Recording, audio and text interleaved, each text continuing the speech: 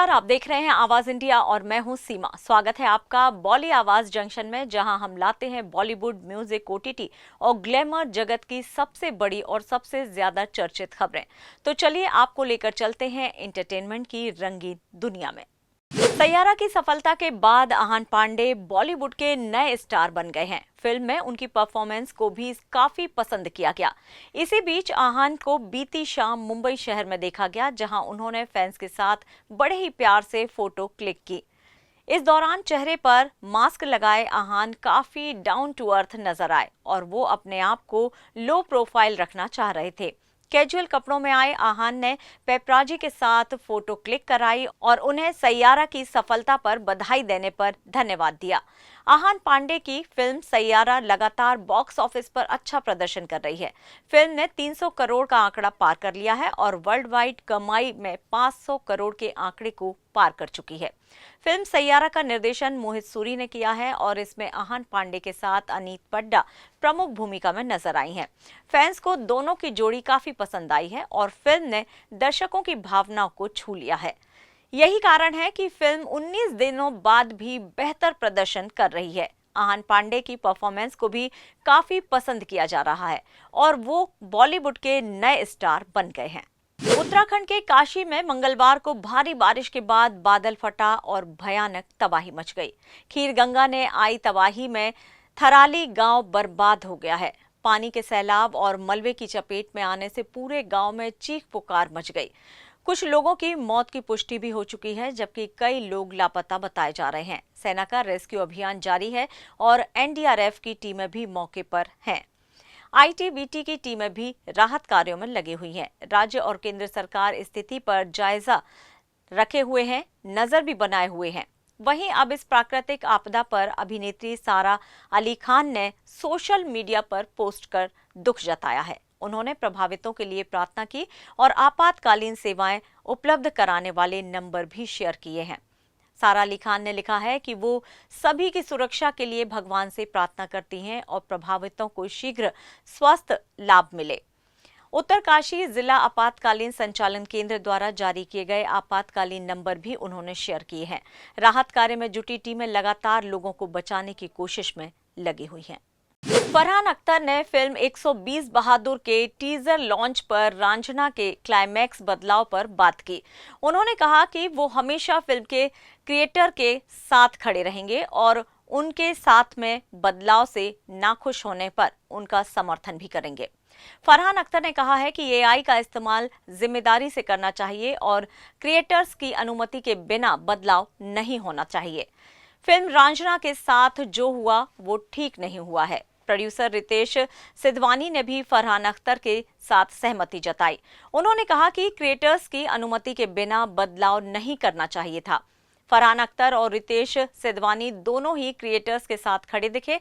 आपको बता दें कि फिल्म 120 बहादुर में फरहान अख्तर ने मेजर शैतान सिंह भाटी का किरदार निभाया है। ये फिल्म 1962 के भारत चीन युद्ध पर आधारित है और इसमें 120 भारतीय सैनिकों की अदम्य साहस की कहानी है। फरहान अख्तर इस फिल्म को लेकर काफी एक्साइटेड भी हैं और कहते हैं कि भाग मिल्खा भाग जैसी फीलिंग आ रही है। फिल्म 120 बहादुर का टीजर लॉन्च हुआ है और अब दर्शकों को फिल्म का इंतजार है। फरहान अख्तर की एक्टिंग और फिल्म की कहानी को लेकर दर्शकों में काफी उत्साह है।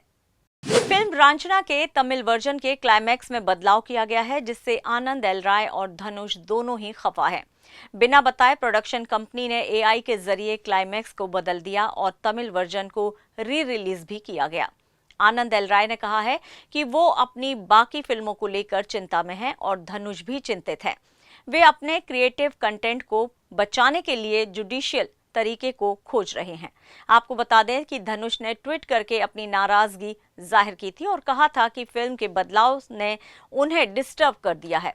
उन्होंने कहा कि एआई का ऐसा इस्तेमाल आर्ट और आर्टिस्ट के लिए चिंता की बात है और इससे सिनेमा को खतरा है। मूल फिल्म में कुंदन की मौत दिखाई गई थी, लेकिन बदले हुए क्लाइमैक्स में कुंदन फिर जिंदा हो जाता है। वहीं अब आनंद एल राय और धनुष अब लीगल एक्शन लेने की सोच रहे हैं। बॉलीवुड एक्ट्रेस काजोल एक बार फिर से चर्चा में है। इस बार वजह बनी है उनकी भाषा को लेकर दी गई प्रतिक्रिया। दरअसल मुंबई में हुए महाराष्ट्र राज्य फिल्म पुरस्कार समारोह के दौरान जब पत्रकारों ने उनसे हिंदी में सवाल पूछा तो काजोल ने हिंदी में जवाब देने से इनकार कर दिया। उन्होंने मराठी में कहा कि मैं मराठी में बोलूंगी, जिसे समझना है वो समझ जाएगा। इस वीडियो के वायरल होते ही बहस छिड़ गई है। कुछ लोग इसे मराठी भाषा के सम्मान से जोड़कर देख रहे हैं, तो कुछ इसे हिंदी भाषा के प्रति असंवेदनशीलता बता रहे हैं। फिलहाल काजोल ने इस पर कोई सफाई नहीं दी है। और फिलहाल वक्त हो चला है बॉली आवाज जंक्शन में एक छोटे से ब्रेक का, लेकिन आप कहीं मत जाइए क्योंकि खबरें अभी और भी हैं।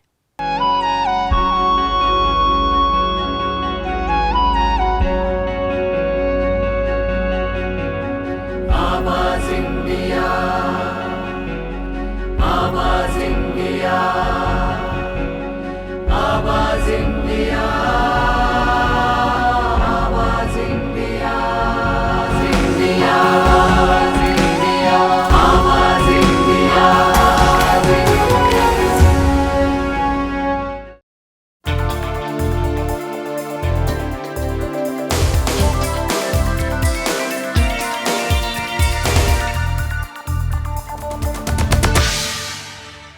बॉली आवाज जंक्शन में ब्रेक के बाद एक बार फिर से आप सभी का स्वागत है। बढ़ते हैं अपनी अगली खबर की ओर।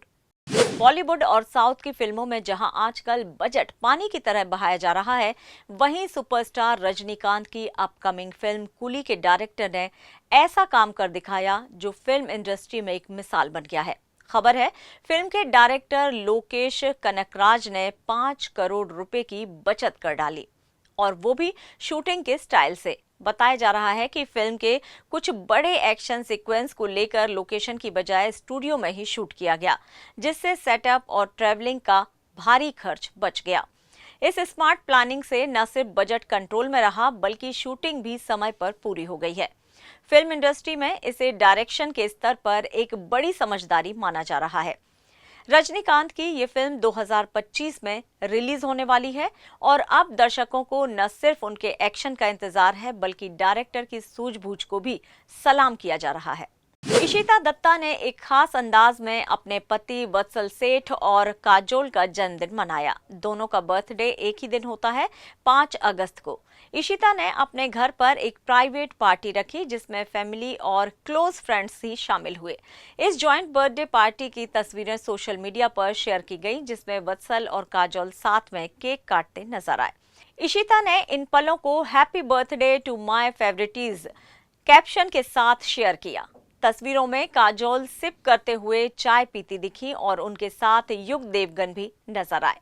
पार्टी में एक सादगी और अपनापन देखने को मिला, जो फैंस को खूब पसंद आ रहा है। नेशनल अवार्ड मिलने के बाद एक बार फिर से विवादों में आ गई है film the Kerala story. Film के डायरेक्टर सुदीप्तो सेन ने आलोचकों को सीधी चुनौती देते हुए कहा है कि अगर ये फिल्म प्रोपोगंडा है तो सबूत लेकर आएं और साबित करें।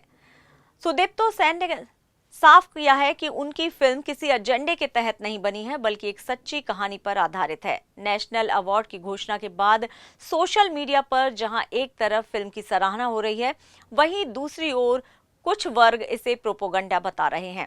इन्हीं आरोपों के जवाब में सुदीप्तो सेन ने कहा है कि हमने किसी विचारधारा के लिए नहीं, बल्कि पीड़ित लड़कियों की आवाज उठाने के लिए ये फिल्म बनाई है। अब देखना होगा कि इस बयान के बाद राजनीतिक और सोशल मीडिया पर बहस किस दिशा में जाती है। हास्य कलाकार भारती सिंह एक बार फिर से सुर्खियों में है, लेकिन इस बार वजह है उनके बेटे गोला की एक डॉल। लबुबू हाल ही में भारती ने अपने YouTube ब्लॉग में एक चौंकाने वाला वीडियो शेयर किया, जिसमें वो इस डॉल को जलाती नजर आ रही हैं। भारती का दावा है कि जब ये डॉल उनके घर आई, उनके बेटे गोला का बर्ताव ही बदल गया है। वो ज्यादा चिड़चिड़ा और शरारती हो गया है। घर के बाकी लोग भी इस डॉल को लेकर असहज दिख रहे हैं, यहाँ तक कि किसी ने इसे शैतान का रूप तक कह दिया। ब्लॉग में भारती इस डॉल को जलाते हुए कहती हैं, अब बहुत हो गया, मैं इसे खत्म कर रही हूँ। हालांकि वीडियो को काफी ह्यूमर के साथ शूट किया गया है, लेकिन सोशल मीडिया पर इस पर मिलीजुली प्रतिक्रियाएं देखने को मिल रही हैं। कुछ लोगों ने इसे फनी बताया, तो कुछ ने बच्चों के खिलौने को लेकर बढ़ती नेगेटिव एनर्जी वाली बातों पर चिंता जताई है। भारती सिंह का ये ब्लॉग फिलहाल वायरल हो गया है और लबुबू अब इंटरनेट की नई चर्चा बन गई है। वॉर 2 की रिलीज से पहले ऋतिक रोशन और जूनियर एनटीआर के बीच सोशल मीडिया पर मजेदार जंग देखने को मिल रही है। ऋतिक ने ट्वीट कर जूनियर एनटीआर को खुलेआम चैलेंज किया, तैयार रहो। जवाब में एनटीआर ने भी कहा, हर वक्त तैयार हूं, सिर्फ कहां और कब बताओ। ये मजेदार बातचीत एक्स यानी कि ट्विटर पर हो रही है और जिसे देख फैंस काफी एक्साइटेड हैं।